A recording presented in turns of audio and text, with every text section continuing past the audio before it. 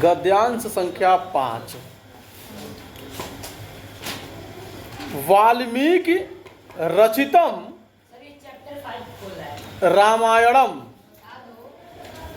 आदि काव्यम मन्यते। वाल्मीकि रचितम रामायणम आदि काव्यम मन्यते। महर्षि वाल्मीकि के द्वारा रचित रामायण जो आदि काव्य है या रामायण जो महाकाव्य है उसको आदि काव्य माना जाता है। Just wait. महर्षि वाल्मीकि द्वारा रचित रामायण जो ग्रंथ है उसको आदि काव्य मानते हैं। आदि काव्य का मतलब ये कि सबसे पहला लिखित जो श्लोक या कविताओं का संग्रह है वो रामायण है। काव्य का मतलब श्लोक या कविताओं का संग्रह, उसको काव्य बोलते हैं। संग्रह मतलब समझते हैं ना, एक साथ इकट्ठा करके रखना, उसको संग्रह तो इकट्ठा करना होता है। यस श्लोक में लिखा गया है। नहीं श्लोक में लिखा गया है, ठीक है। तो रामायण, गीता भी श्लोक में लिखा है। नो पहले रामायण हुआ ना, उसके बाद महाभारत की बारी आती है। महाभारत महर्षि वेदव्यास लिखे हैं। तुलसीदास जी श्री रामचरितमानस लिखे हैं।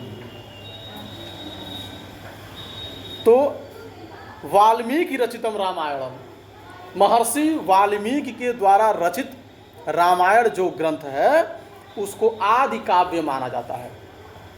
आदि मतलब समझिए कि शुरुआत वाला, यानी कि पहला, सबसे पहला अगर कोई काव्य है तो वह रामायण है। कौन सा काव्य, कौन है? रामायण है, आदि काव्य। इसीलिए महर्षि वाल्मीकि को आदि कवि भी कहा जाता है, यानी कि सबसे पहले कवि महर्षि वाल्मीकि हैं। बात समझ में आ रही है? न केवलम संस्कृत साहित्ये अपितु विश्व साहित्ये अपि अस्य महत्वपूर्णम स्थानम अस्ति। रामायण का केवल संस्कृत साहित्य में ही नहीं बल्कि विश्व साहित्य में भी महत्वपूर्ण स्थान है। यानी कि रामायण का स्थान जो है केवल अपने यहाँ संस्कृत साहित्य में ही नहीं, दुनिया में जितने साहित्य लिखे गए होंगे किसी भी भाषा में, उन सब में सबसे महत्वपूर्ण स्थान रामायण का है।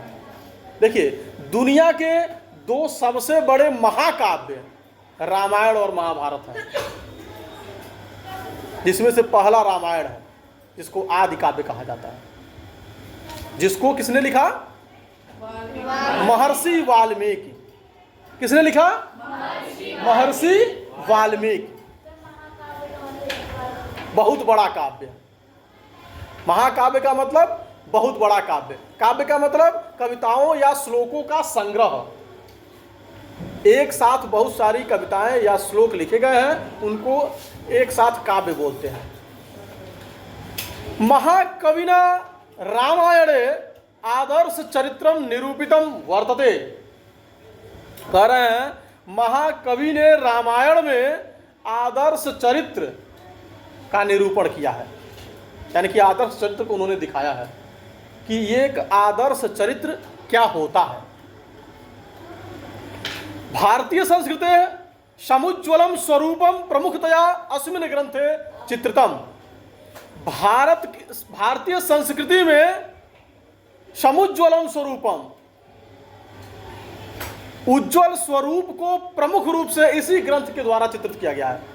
यानी कि भारतीय संस्कृति में, भारतीय समाज में वास्तव में अच्छे चरित्र का क्या स्वरूप है, प्रमुख रूप से इसका वर्णन जो है इसी ग्रंथ यानी कि रामायण में ही किया गया। सीधे बैठिए, किसमें किया गया है? रामायण में। विविधानाम पात्राणाम माध्यमेन महर्षि वाल्मीकि समाजे नैतिक आचाराणाम स्थापनम अकरोत्। कह रहे हैं कि विविध प्रकार के पात्रों के द्वारा, कैरेक्टर्स, पात्र मतलब कैरेक्टर्स, विभिन्न प्रकार के पात्रों के द्वारा महर्षि वाल्मीकि जी ने समाज में नैतिक आचरण की स्थापना की है। अपने विभिन्न प्रकार के पात्रों के द्वारा, यानी कि जिन पात्रों का वर्णन उन्होंने रामायण में किया है, उनके पात्रों, उनके चरित्रों के आधार पर ही महर्षि वाल्मीकि जी ने समाज में नैतिक आचरण की स्थापना की है। क्या आचरण? यानी कि हमारा चरित्र। नैतिक मतलब नीति के आधार पर जो हमको करना चाहिए, जो नीतिगत बातें हैं, यानी कि नीति हमको क्या सिखाती है। जैसे एक बच्चा आज थॉट बोला है, अगर आपने सुना तो क्या बोला? Honesty is the best policy. Honesty is the best policy, यानी कि ईमानदारी सबसे अच्छी नीति है। तो नैतिक को समझ में आया? ईमानदारी एक सबसे अच्छी नीति है, यानी कि ईमानदारी का पालन करने वाला व्यक्ति समझिए कि नैतिक है। हंसिए नहीं, यह भी एक नैतिकता का मतलब रूप है। आ रही बात समझ में? तो नैतिक आचरण यानी कि नीति के अनुसार जो चीजें हमको शास्त्रों से, ग्रंथों से, पुराणों से, उपनिषदों से सिखाई जाती हैं, या जो हमें हमारे बड़े बुजुर्ग सिखाते हैं, उसके अनुसार आचरण करने को ही नैतिक आचरण बोलते हैं। बात समझ में आ रही है? लगभग 7,000 साल पहले। जी, और कुछ? नासा के प्लेनेटोरियम में जब एग्जैक्ट वो भगवान श्री राम का सिस्टम, मतलब कि जिस जो हम मानते हैं कि किस जगह उनका क्या कब जन्म हुआ था, तो उसके आधार पर जो कुछ उनका डिटेल है, नासा के प्लेनेटोरियम पर जब वह डाला गया तो एग्जैक्ट डेट निकल कर सामने आया। लगभग 7,000 साल पहले भगवान श्री राम का जन्म भारतवर्ष के अयोध्या भूमि पर हुआ था। बात समझ में आ रही है? आदर्श पुत्रस्य, आदर्श पितुः, आदर्श मातुः। Now come to the point. आदर्श पुत्रस्य, आदर्श पितुः, आदर्श मातुः, आदर्श पत्न्याः, आदर्श सेवकस्य, आदर्श राज्ञः, आदर्श मित्रस्य च स्वरूपम रामायणे निरूपितम महर्षिणा। ध्यान से अगर देखेंगे, मैं जिस शब्द को पढ़ रहा हूं तो आपके लिए पढ़ने में आसानी होगी। बात समझ में आ रही है?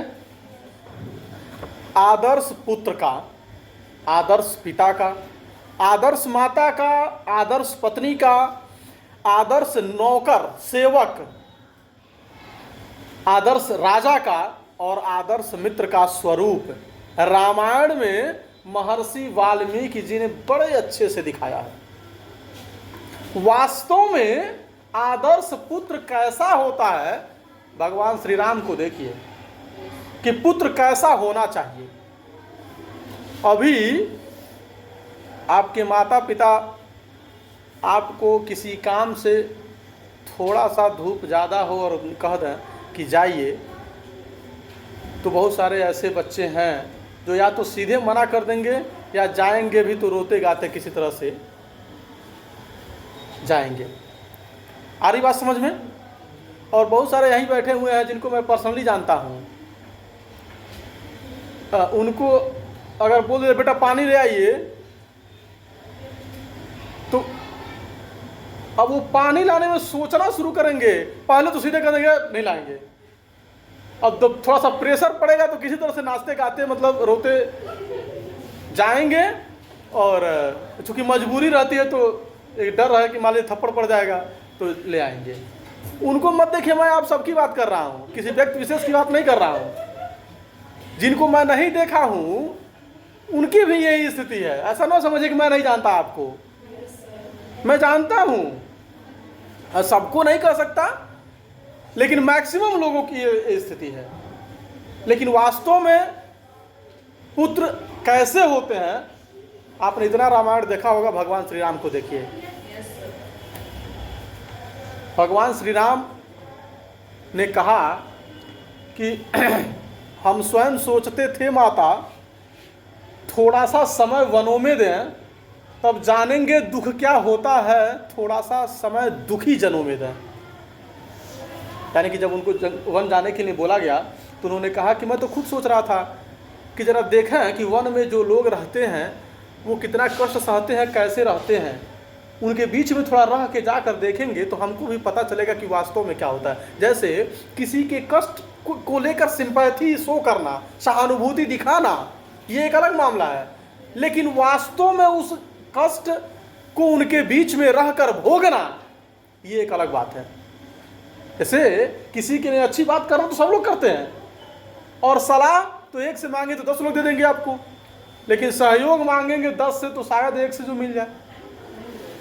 तो कहने का सेंस ये है कि आदर्श पुत्र का चरित्र कैसा होता है, ये आप भगवान श्री राम को देखिए, आदर्श पिता के चरित्र को देखिए, आदर्श माता के चरित्र को देखिए। हाँ, माता कौशल्या को देखिए ना, सुमित्रा जी को देखिए कि उनके पुत्र को वनवास नहीं दिया गया था, लेकिन उन्होंने कहा कि तुम अगर मना भी करते कि मैं नहीं जाऊंगा तो भी जबरदस्ती भेजती तुमको। हालांकि ऐसा सीन नहीं था, वो तो स्वयं जाने के लिए, हाँ, लक्ष्मण जी को उन्होंने कहा कि अरे पूछना ही नहीं है, तुम अपने बड़े भाई श्री राम जी के सेवक हो, निश्चित रूप से जाओ। तो सेवक का क्या चरित्र है वहां देखिए कि सेवा कैसे किया जाता है। आदर्श राजा का क्या चरित्र है वो देखिए। राजा का मतलब कि प्रजा हमारे लिए एक समान है, और कोई बेटा, कोई पत्नी, कोई फलाने ढिमाके नहीं, सभी एक समान है। अगर न्याय करना है तो सबके साथ एक समान न्याय करना है। भगवान श्री राम को देखिए, एज अ राजा भी देखिए, एज अ पुत्र देखिए, हाँ बिल्कुल देखिए, भाई के रूप में देखिए, आदर्श मित्र को देखिए, नहीं विभीषण जी को देखिए ना, सुग्रीव को देखिए, हनुमान तो सेवक है। हाँ, तो ये ऐसे चरित्रों का पूरा संग्रह है कि हम सीखना चाहें तो बहुत सारी चीजें ऑटोमेटिकली सीख जाएंगे, लेकिन चाहें तो कुछ कहने की जरूरत ही नहीं पड़ेगी, बहुत सारी चीजें ऑटोमेटिकली आ जाएंगी, लाना नहीं पड़ेगा। तो ऐसे चरित्रों का बहुत ही अच्छे तरीके से महर्षि वाल्मीकि जी ने अपने ग्रंथ में, अपने काव्य में रचना किया, दिखाया है। अत्र सामाजिकी नाम समस्या नाम तथा विधम समाधानम प्रस्तुतम येन मानव स्वजीवनम समुन्नतम आदर्शम च कर्तुम शक्नोति। कह रहे हैं यहाँ, यानी कि रामायण ग्रंथ में समाज में किस प्रकार की समस्याएं हैं और उन समस्याओं का समाधान क्या है, जिन समस्याओं का समाधान करके मनुष्य अपने जीवन को उन्नत और आदर्श बना सके, ऐसा भी उन्होंने प्रस्तुत किया है। महर्षि वाल्मीकि जी ने समाज में कैसी समस्याएं आ सकती हैं, उन समस्याओं का समाधान क्या है, ये सारी चीजें रामायण में प्रस्तुत किया उन्होंने कि उन समस्याओं का समाधान करके मनुष्य अपने जीवन में कैसे आदर्श और उन्नत बन सकता है। इत्थम रामायणे समग्र मानव जीवनस्य प्रतिबिंबम वयम द्रष्टुम शक्नुमः। इस प्रकार से रामायण में पूरे मानव जीवन का प्रतिबिंब यानी कि परछाई हम देख सकते हैं। पूरे जीवन की परछाई हमको रामायण में दिख सकती है। एतत् ग्रंथ रत्नम स्वकीयैः गुणैः एव विदुषाम समालोचकानां च प्रियम वर्तते। यह ग्रंथ रत्न जो है, यानी कि यह जो ग्रंथ है, कौन सा ग्रंथ? रामायण। कौन सा ग्रंथ? रामायण। यह ग्रंथ अपने गुणों के वजह से, स्वकीयैः गुणैः, अपने गुणों के कारण विद्वानों और आलोचकों दोनों का प्रिय है। विद्वानों का भी प्रिय है, यानी कि विद्वानों के लिए तो प्रिय होगा ही, क्योंकि विद्वान तो अच्छी चीजें ढूंढते हैं, लेकिन समालोचक जो कमियां निकालने का काम करते हैं कि कोई ग्रंथ लिखा गया तो उसमें चाहे कुछ भी लिखा गया या कुछ पढ़ा गया, कुछ बोला गया, तो कुछ लोग उसमें जो कमियां हैं उसको ढूंढकर सामने वाले को बताते हैं कि भाई यहाँ फॉल्ट रह गया, उसको सुधारना है। तो यह जो ग्रंथ है विद्वानों और समालोचकों दोनों के लिए अपने गुणों से प्रिय है।